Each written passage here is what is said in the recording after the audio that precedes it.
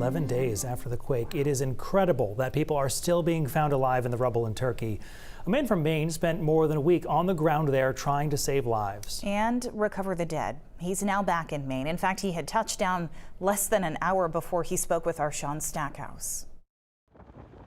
That was the biggest destruction I'd seen in a quake ever. Video captured in Turkey by rescuer Andrew Wallace. Buildings toppled, a city almost unrecognizable. You just hope that there's somebody there who's got your back, in a situation where you need it. Wallace is now back in his workshop in Eliot, Maine, after spending 8 days on the ground in Turkey, the 7th natural disaster he's responded to. Get there first, second day, hopefully on the ground, and then just start doing the work of finding people. He's a member of the international rescue team Los Topos, based in Mexico City, doing whatever necessary in the hopes of finding someone alive beneath the wreckage. Shovels, hands.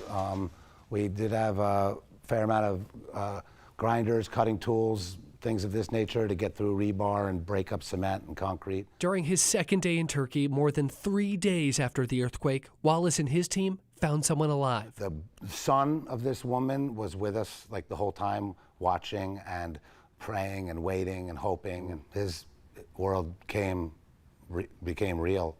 He got his mother back. But finding survivors amidst wreckage like this can be few and far between, but the crews continue their efforts. Even if their recovery's not alive, there's a sense of closure for the families that they'll never know unless they get something back. Rescuers like Wallace helping families find that closure and even find loved ones.